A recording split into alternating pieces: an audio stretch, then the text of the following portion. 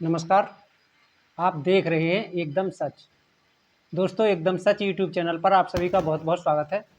आज आपको इस वीडियो में बहुत ही महत्वपूर्ण जानकारी देंगे और दोस्तों बताएंगे कि सरकार ने विद्यालय मर्ज करने का आदेश दिया है, लेकिन इससे पहले बड़ी ही चालाकी के साथ विद्यालयों को बंद करने की शुरुआत कहाँ से की, कहाँ सरकार को क्या करना पड़ा, कितने साल पहले सरकार ने किस तरह का कदम उठाया और दोस्तों उसके बाद उसका अगला कदम क्या रहा और धीरे धीरे करके सरकार एकदम ऐसा आदेश जारी कर देती है जिससे उत्तर प्रदेश की जनता और विपक्ष के पैरों तले ज़मीन खिसक जाती है। तो दोस्तों वीडियो के अंत तक बने रहें। इस वीडियो में बहुत ही महत्वपूर्ण जानकारी देने वाले हैं। तो दोस्तों हम आपको बताएं कि प्राथमिक शिक्षा के इतिहास में पहली बार योगी सरकार ने या फिर ये कहें कि भारत सरकार ने प्राथमिक शिक्षा में प्राथमिक विद्यालयों को बंद करने के लिए बहुत ही चालाकी के साथ सर्वोच्च न्यायालय से मिलकर ऐसा कदम उठाया कि लोगों को पता तक नहीं चला, क्योंकि आरटीई एक्ट 2009 दोस्तों पूरे देश में लागू हुआ और पूरे देश में लागू होने के बाद 6 से 14 वर्ष के बच्चों के लिए अनिवार्य शिक्षा देने का अधिकार सभी बच्चों के लिए उस आरटीई एक्ट में था। हर बच्चे को उनके ही गांव में विद्यालय उपलब्ध कराना सरकार की जिम्मेदारी थी। इसी के साथ साथ ये भी नियम था प्राथमिक विद्यालय 2 किलोमीटर की दूरी में ही हों, 2 किलोमीटर की दूरी से ज़्यादा प्राथमिक विद्यालय ना हो। तो दोस्तों हम आरटीई एक्ट की बात करें कि आरटीई एक्ट में सरकार ने ऐसा क्या किया जिससे विद्यालय बंद करने की नींव आ पड़ी। तो सबसे पहले 2017 में हम बात करेंगे शिक्षा मित्र समायोजन की। दोस्तों यूपी टीईटी, सीटीईटी, बीटीसी और बीएएमए पास शिक्षा मित्र जो सहायक अध्यापक की योग्यता रखते थे उनका समायोजन माननीय सर्वोच्च न्यायालय ने रद्द कर दिया। जबकि आरटीई एक्ट जब आया था उस समय ये बताया गया था आरटीई एक्ट में कि कोई भी शिक्षक या फिर शिक्षा मित्र जिस नाम से जाना जाता हो पूरे देश में प्रशिक्षित नहीं होगा या फिर जो सहायक अध्यापक की पूरी योग्यता पूर्ण नहीं करता होगा वह पूरे देश में शिक्षण कार्य नहीं कर सकेगा। तो दोस्तों इसी को देखते हुए सभी राज्य सरकारों ने अपनी अपनी तैयारियां शुरू कर दी, क्योंकि आरटीई एक्ट 2009 में स्पष्ट उल्लेख था कि इनके लिए या तो प्रशिक्षित करिए या फिर इनको बाहर करिए। तो दोस्तों 2.25 लाख की संख्या में उत्तर प्रदेश में शिक्षा मित्र थे। सरकार ने ये सोचा कि अगर इनको बाहर कर दिया जाएगा तो प्राथमिक विद्यालय बंद हो जाएंगे और इनकी लगन और मेहनत को देखते हुए इनके लिए प्रशिक्षण कराया। जबकि उसी आरटीई एक्ट में दोस्तों पूरे देश के शिक्षा मित्रों की तरह जो शिक्षक थे उनके लिए आरटीई एक्ट के माध्यम से पूरे 5 वर्ष की उनकी सहायक अध्यापक की योग्यता पूर्ण करने का उसमें समय दिया गया था 2015 तक। बीटीसी दोस्तों 2 साल की होती है और बीए का कोर्स 3 साल का होता है। इन्हीं दोनों कोर्सों को मिला करके आरटीई एक्ट में पूरे 5 साल की छूट शिक्षा मित्रों के लिए शिक्षकों की योग्यता पूरी करने के लिए दी गई थी। इसी को आधार बनाकर मायावती जी की सरकार ने दोस्तों शिक्षा मित्रों के लिए बीटीसी का शेड्यूल तैयार कर दिया और उसके बाद माननीय अखिलेश यादव जी ने शिक्षा मित्रों को बीटीसी की ट्रेनिंग कराई, क्योंकि ट्रेनिंग उन लोगों को ही कराई गई जो उस समय स्नातक की परीक्षा पास थे। जबकि इंटर पास शिक्षा मित्रों के लिए भी व्यवस्था थी कि पहले वह बीए पास करें और उसके बाद बीटीसी करें, क्योंकि 5 साल का पूरा प्रोग्राम आरटीई एक्ट में था। दोस्तों इसी के आधार पर उत्तर प्रदेश के लगभग 1,37,000 के आसपास शिक्षा मित्रों को उत्तर प्रदेश की अखिलेश सरकार ने सहायक अध्यापक बना दिया। लेकिन जैसे ही योगी सरकार उत्तर प्रदेश में आई और सर्वोच्च न्यायालय ने बिना कुछ देखे जांचे परखे जो सहायक अध्यापक की योग्यता पूर्ण करते थे उन शिक्षा मित्रों का भी समायोजन दोस्तों निरस्त कर दिया और 42,000 से घटाकर शिक्षा मित्रों का राज्य सरकार ने 10,000 रुपये वेतन कर दिया। दोस्तों ये 10,000 रुपये वेतन मात्र 11 महीने के लिए मिलता है, जबकि इसको डिवाइड अगर 1 साल से करेंगे तो 301 रुपया इन शिक्षा मित्रों को सरकार जो सहायक अध्यापक की पूरी योग्यता करते हैं उनके लिए दे रही है। आप अंदाज़ा लगा सकते हैं कि आरटीई एक्ट का उल्लंघन राज्य सरकार ने किया, क्योंकि शिक्षा मित्रों के लिए पहले से ही छूट थी कि सभी शिक्षा मित्रों के लिए बीए और बीटीसी कराने के बाद सहायक अध्यापक बनाया जाए, और वही अगली राज्य सरकारों ने किया। लेकिन जैसे ही योगी की सरकार आई, योगी सरकार ने शिक्षा मित्रों को आरटीई का उल्लंघन करते हुए पुनः शिक्षा मित्र बना दिया। दोस्तों शिक्षा मित्रों पर तो दुखों का पहाड़ टूट गया, क्योंकि ये शिक्षा मित्र 1999-2000 से उत्तर प्रदेश के बेसिक शिक्षा विद्यालयों में, बेसिक शिक्षा के परिषदीय विद्यालयों में नौनिहाल बच्चों को शिक्षा दे रहे थे। क्योंकि उस समय बेसिक शिक्षा की बहुत हालत ख़राब थी, भर्तियां हो नहीं रही थीं, बेसिक शिक्षा पूरी तरह से मरणासन्न अवस्था में थी। लेकिन इन शिक्षा मित्रों ने बेसिक शिक्षा को फर्श से उठाकर और अर्श पर पहुंचा दिया। लेकिन शिक्षा मित्रों की मेहनत और लगन के आधार पर शिक्षा मित्रों को बीटीसी और बीए कराने के बाद सहायक अध्यापक बना दिया। लेकिन योगी सरकार ने उनकी मेहनत को इग्नोर करते हुए दोस्तों उन्हें पुनः शिक्षा मित्र बना दिया। आरटीई एक्ट का खुला उल्लंघन यहाँ योगी सरकार के द्वारा किया गया। इसके बाद शिक्षा मित्रों पर दुखों का पहाड़ टूट गया। अब तक लगभग 14,000 से ज़्यादा शिक्षा मित्र इस दुनिया में नहीं रहे, लेकिन सरकार ने अब तक एक भी शब्द नहीं बोला है कि शिक्षा मित्र आत्महत्या ना करें, या शिक्षा मित्रों के लिए जो समस्याएं हैं सरकार सुनेगी। सरकार बिल्कुल सुन नहीं रही है। शिक्षा मित्रों ने लखनऊ से लेकर दिल्ली तक काफ़ी अनुनय विनय की, लेकिन सरकार सुनने के लिए अब तक बिल्कुल तैयार नहीं हुई है। तो विद्यालय बंद करने का सबसे पहला कदम तो समझ सकते हैं कि आरटीई एक्ट का उल्लंघन करके योगी सरकार ने तभी 2017 में ही कर दिया था।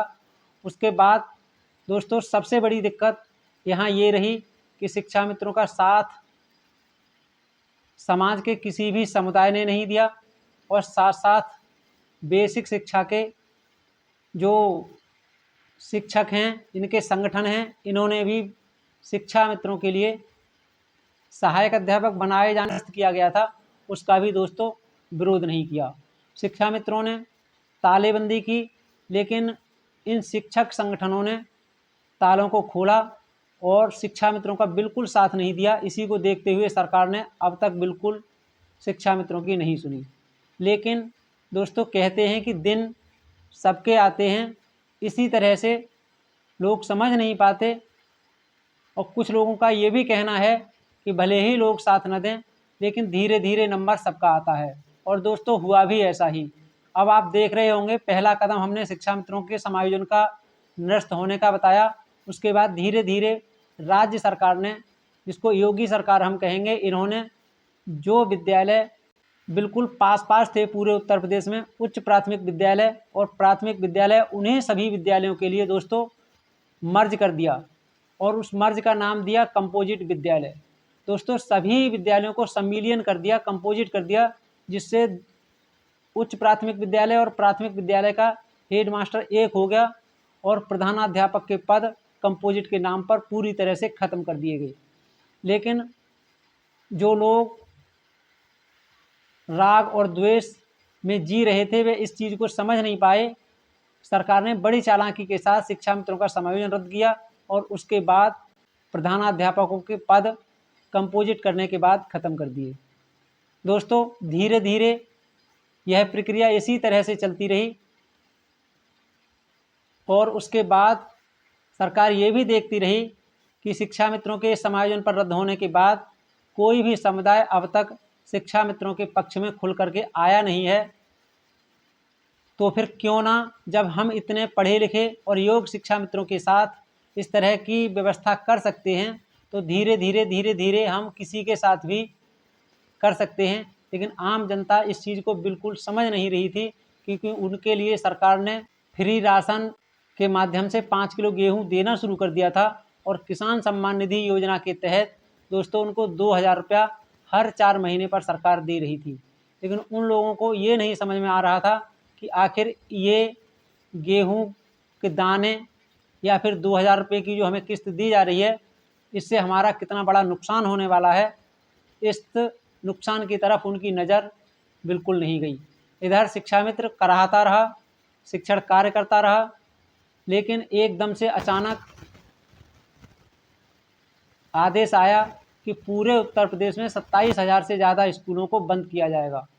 दोस्तों इस तरह का जब आदेश आया तो पूरे उत्तर प्रदेश के शिक्षकों में खलबली मच गई और इस आदेश के खिलाफ उन्होंने विरोध करना शुरू कर दिया। लेकिन ये राजनेताओं का विरोध, विपक्षियों का विरोध देखते हुए सरकार ने इस व्यवस्था के लिए टाल दिया, जो 1 साल पहले की बात है। और दोस्तों अब आकर के सरकार ने देखा कि अब सब कुछ शांत हो गया है और सभी आराम से अपना अपना काम कर रहे हैं। शिक्षक, शिक्षा मित्र और अन्य समाज को कोई दिक्कत नहीं है, सभी उलझे हैं। समाज राशन में और 2000 रुपये में बिल्कुल व्यस्त है। तो सरकार ने जो पहले तैयारी की थी, ठीक उसी तैयारी को दोबारा प्रक्रिया में लाना प्रारंभ कर दिया और 27,000 से ज़्यादा प्राथमिक विद्यालय बंद होने वाले थे। उनमें से दोस्तों 5,000 विद्यालय 1 जुलाई 2025 के लिए बंद कर दिए गए और इसके साथ साथ जिला बेसिक शिक्षा अधिकारियों के माध्यम से सभी खंड शिक्षा अधिकारियों के लिए आदेश भी जारी कर दिए गए कि इन विद्यालयों के शिक्षक और बच्चे अब इस विद्यालय के बजाय इस विद्यालय में जाना शुरू करेंगे। अब दोस्तों शिक्षकों ने घर घर जाना शुरू कर दिया है ताकि बच्चों को बढ़ाया जा सके। लेकिन सरकार उतनी मूर्ख नहीं है जितना ये शिक्षक समझते हैं, क्योंकि उस समय जब बच्चों के एडमिशन करने का समय था तो उस समय ये टांग पर टांग रखे बैठे रहते थे और जानबूझ करके शिक्षकों के द्वारा बच्चों के एडमिशन नहीं किए जा रहे थे। परिणाम ये हुआ कि स्कूलों में छात्रों की संख्या कम होती चली गई और सरकार ने पिछला रिकॉर्ड उठाने के बाद विद्यालयों को मर्ज करना शुरू कर दिया। जबकि यह शिक्षक ये सोच रहे होंगे कि अगर हम जहाँ 50 बच्चे हैं, हमारे 50 से कम बच्चे हैं, वहाँ पर 10 और अगर हम एडमिशन कर लेंगे तो हमारे 60 बच्चे हो जाएंगे। तो सोचने वाली बात यही है कि अगर आप आज 60 बच्चों का एडमिशन 10 बच्चों का और बढ़ाकर 60 बच्चे कर लोगे तो इससे पहले आपको क्या दिक्कत थी, आप क्यों बच्चों का एडमिशन नहीं कर रहे थे। उसके कई कारण हो सकते हैं एडमिशन नहीं करने के, क्योंकि इसमें सारी कमियां शिक्षकों की नहीं हैं, सरकार की भी हैं। लेकिन ये शिक्षक द्वेष के कारण इतना दिमाग इन्होंने लगाया नहीं, क्योंकि सरकार एक एक को पकड़ पकड़ करके अपना काम कर रही है। समुदाय को पकड़ना या फिर शिक्षकों के सभी समुदायों को एक साथ पकड़ करके कार्रवाई करना सरकार के बस की बात नहीं है, क्योंकि इस तरह का विरोध सरकार पहले भी नहीं झेल पाई है और अब भी नहीं झेल पाएगी। तो ठीक इसी तरह सरकार बड़ी चालाकी के साथ इस काम को कर रही है। दोस्तों तो हमने आपको इस वीडियो में यही बताने का प्रयास किया है कि सरकार ने धीरे धीरे एक एक को पकड़ पकड़ करके यहाँ तक आ पाई है। जबकि आप ये भी देख रहे होंगे इतनी बड़ी संख्या में विद्यालय बंद हो रहे हैं और लोगों को कानों कान खबर तक नहीं है। वो आराम से मज़े से अपने राशन लेने में और साथ साथ 2000 रुपये की जो किस्त है उसमें, या कह सकते हैं कि महंगाई के कारण क्या कारण हो सकता है, आप कमेंट बॉक्स के माध्यम से बता सकते हैं कि लोगों के कान पर या फिर कहें कि जनता के कान पर जूं नहीं रेंग रही है और आराम से अपने अपने कामों में व्यस्त है। दोस्तों, सरकारी विद्यालयों को बंद करना, प्राथमिक विद्यालय जब विद्यालय बंद हो जाएंगे तो आप समझ सकते हैं कि जो गरीब बच्चे हैं 80% जनता या फिर कह सकते हैं कि 25% गरीब किसानों के बच्चे, मजदूरों के बच्चे पढ़ने के लिए आखिर जाएंगे तो जाएंगे कहाँ। खैर दोस्तों, इस विद्यालयों को बंद करने के नुकसान क्या हैं और इसके फायदे किसके लिए हैं, ये हम आगे वीडियो लाने वाले हैं। इस वीडियो में इतना ही। मिलेंगे दोस्तों अगले वीडियो में।